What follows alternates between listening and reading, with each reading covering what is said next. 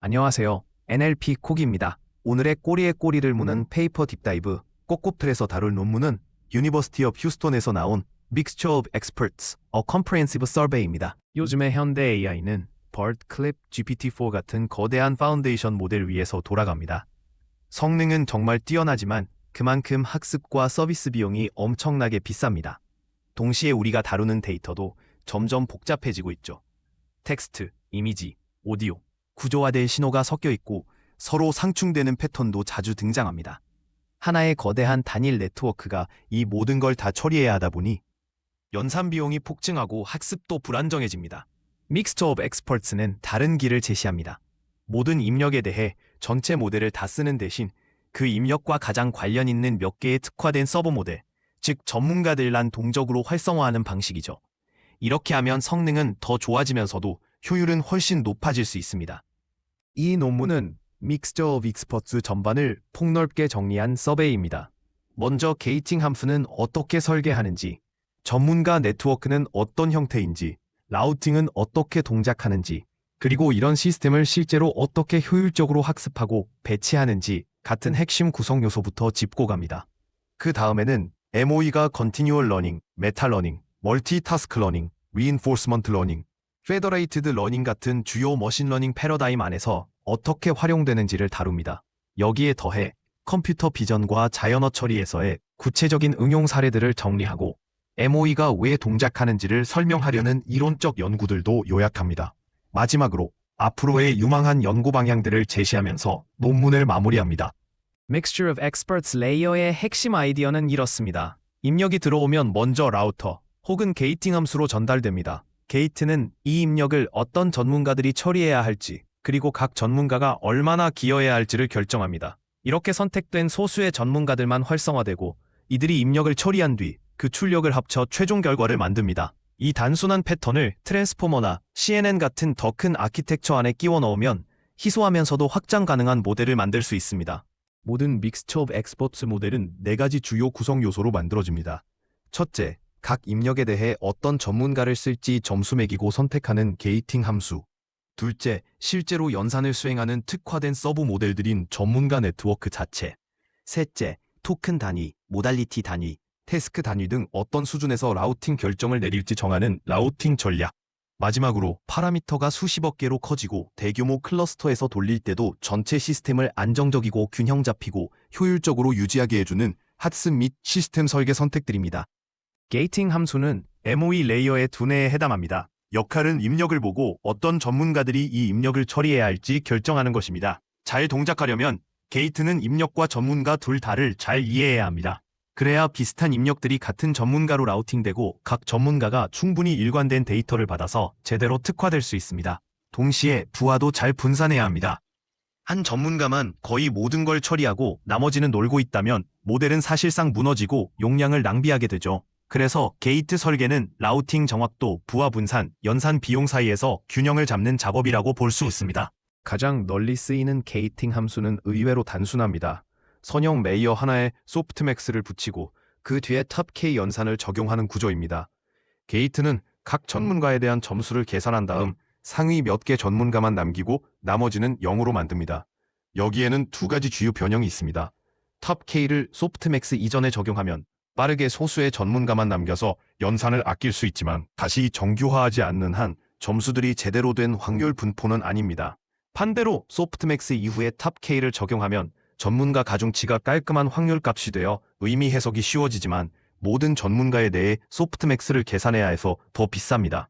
실제로는 상황과 제약에 따라 두 방식이 모두 사용됩니다. 단순한 선형 게이트를 넘어 비선형 확률적 게이팅 함수 계열도 점점 늘어나고 있습니다. 한 예로 코사인 기반 게이팅이 있는데 여기서는 입력을 어떤 공간으로 사용한 뒤 학습된 전문가 임베딩과 코사인 유사도로 비교합니다. 온도 템퍼처 파라미터를 통해 소수의 전문가에만 강하게 집중할지 아니면 여러 전문가에 넓게 가중치를 퍼뜨릴지를 조절합니다. 또 다른 설계들은 게이팅을 확률적 민재로 다룹니다. 각 전문가 아래에서 입력의 조건부 밀도를 가우시안이나 스튜던트 T 같은 지수적 분포로 모델링하는 식이죠. 이런 접근은 이상치나 롱테일 데이터에 더 강인할 수 있고 소프트맥스나 반복 최적화 트릭들이 만들어내는 비선형성을 피할 수 있다는 장점이 있습니다. 소프트모어에는 라우팅을 전혀 다른 방식으로 처리합니다. 어떤 토큰을 어느 전문가에게 보낼지 딱 잘라 결정하는 대신 모든 토큰 전문가 쌍에 대해 연속적인 가중치를 계산합니다. 그러면 각 전문가는 일부 토큰만 처리하는 게 아니라 모든 토큰의 가중합을 입력으로 받게 됩니다. 이런 소프트 할당은 탑 K가 만들어내는 불연 속성을 피하게 해주는데, 이 불연 속성은 최적화를 어렵게 만들고 부하 분산이 완벽하지 않을 때 토큰이 버려지는 문제를 일으킬 수 있습니다. 대신 각 전문가당 연산량은 늘어나지만 그 대가로 학습이 더 부드러워지고 전문가 용량을 더 잘 활용할 가능성이 생깁니다. 트랜스포머 기반 모델에서는 MOE 레이어를 보통 어텐션 메커니즘이 아니라 피드 포워드 네트워크, 즉 FFN 레이어를 대체하는 형태로 넣습니다. FFN 레이어는 연산량이 큰 부분이기도 하고 이미 많은 유닛들이 특정 입력에 대해 활성화되지 않는 식으로 희소하게 동작합니다. 그래서 희소한 전문가 활성화를 도입하기에 자연스러운 위치입니다. 반면 셀프 어텐션은 토큰들을 서로 연결해주는 핵심 메커니즘이기 때문에 보통은 밀집 형태 그대로 유지합니다. 흥미롭게도 사전 학습된 트랜스포머에서는 특정 유련들이 특정 태스크에 특화되는 일종의 모듈성이 자연스럽게 나타난다는 연구 결과들이 있습니다. FFN 레이어에 MOE를 넣는 방식은 이런 모듈 구조와 잘 맞아떨어집니다. 이 모델에서 전문가란 결국 하나의 서브 네트워크일 뿐입니다. 두 레이어짜리 피드 포워드 네트워크일 수도 있고 어텐션 헤드나 작은 CNN 혹은 더 특이한 구조일 수도 있습니다. 실전에서는 각 전문가를 완전히 독립된 모델로 따로 만드는 경우는 거의 없습니다. 대신 트랜스포머나 CNN 같은 큰 백본 안에 모의 레이어를 삽입하고 그 레이어에서 어떤 전문가를 활성화할지 게이트가 선택하게 합니다. 각 입력마다 실제로 실행되는 전문가는 소수에 불과하기 때문에 연산량은 감당 가능한 수준으로 유지하면서도 서로 다른 전문가들이 데이터의 다른 부분이나 서로 다른 태스크에 특화되도록 만들 수 있습니다. 고전적인 설계는 트랜스포머의 피드포워드 레이어를 그대로 MOE 레이어로 바꾸는 방식입니다. 주어진 입력에 대해 게이트가 소수의 전문가를 선택하고 그 출력들을 가중합해서 최종 출력을 만듭니다. 각 전문가는 보통 단순한 두 레이어짜리 피드포워드 네트워크입니다. 이 방식이 잘 먹히는 이유는 FFN 레이어가 연산량도 크고 본질적으로 희소하게 동작하기 때문이고, 이미 사전 학습된 트랜스포머에서 모듈적 행동, 서로 다른 유연이 서로 다른 태스크에서 활성화되는 패턴이 관찰되기 때문입니다. MOE는 이런 모듈성을 명시적으로 그리고 학습 가능한 형태로 만들어 주어서 모든 토큰에 대해 전체 연산을 다하지 않고도 파라미터 수를 크게 늘릴 수 있게 해줍니다. 또 다른 방향은 MOE 아이디어를 어텐션에 직접 적용해서 믹스처 오브 어텐션, 줄여서 MOA를 만드는 것입니다. 여기서는 각 어텐션 헤드를 하나의 전문가로 취급합니다. 각 입력 토큰에 대해 게이트가 헤드들을 점수 매기고 상위 몇 개 헤드만 선택해 실행합니다. 그리고 선택된 헤드들의 출력을 가중합해 최종 출력을 만듭니다. 이렇게 하면 모든 헤드가 모든 토큰을 처리할 필요가 없어서 연산량을 줄일 수 있습니다.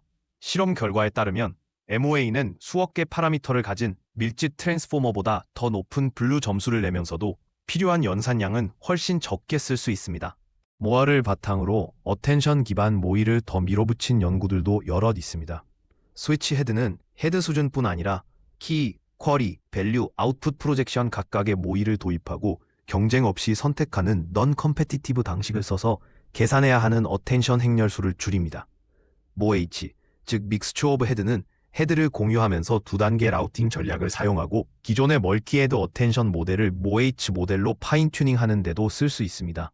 이런 아이디어들은 비전 트랜스포머, 디퓨전 트랜스포머, 디코더 전용 대형 언어 모델 등 다양한 아키텍처에 적용되었고, 어텐션 기반 모의가 특정 도메인에 묶이지 않은 유연한 패턴이라는 걸 보여줍니다.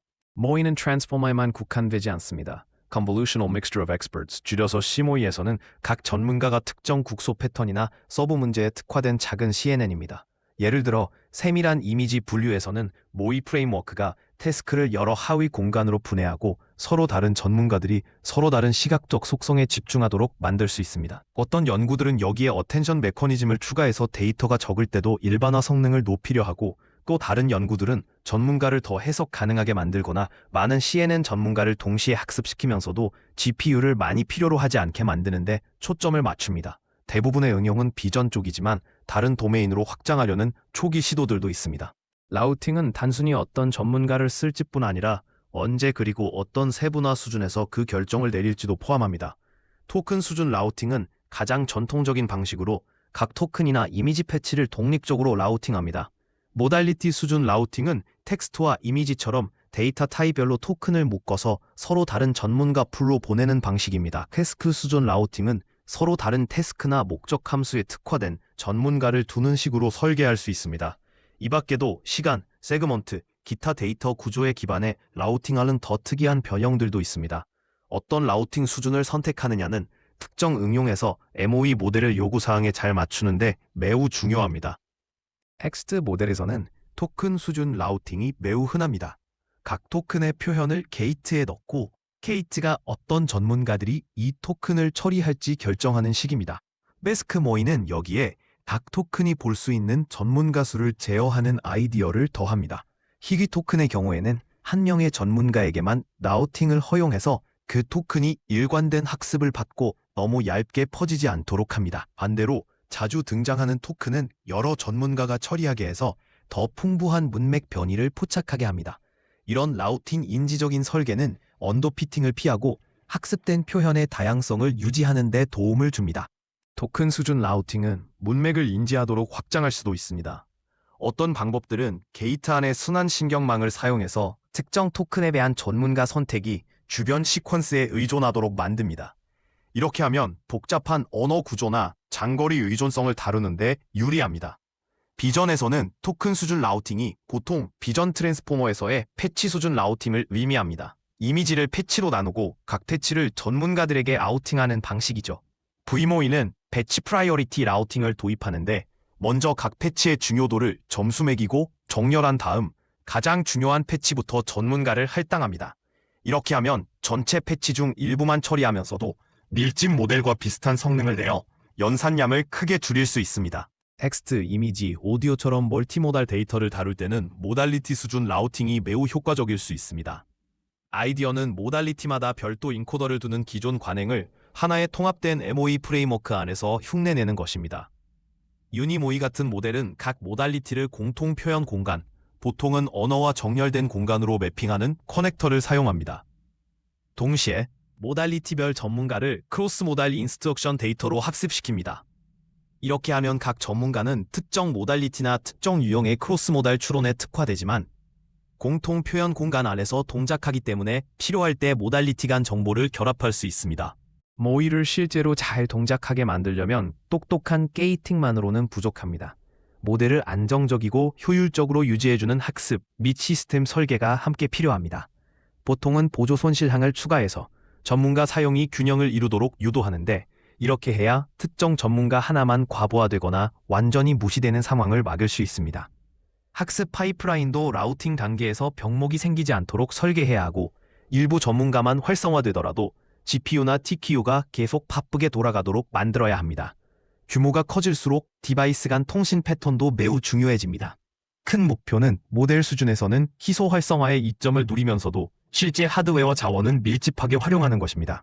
아키텍처 설계를 넘어서 MOE는 다양한 학습 패러다임 속으로 스며들고 있습니다.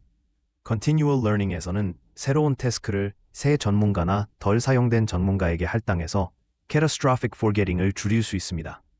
Beta Learning에서는 서로 다른 전문가들이 서로 다른 적응 전략에 특화되어 모델이 새로운 태스크에 더 빠르게 적응하도록 도울 수 있습니다. 멀티타스크 러닝에서는 일부 전문가는 여러 태스크가 공유하고 나머지는 태스크 전용으로 구능 구조를 자연스럽게 지원합니다.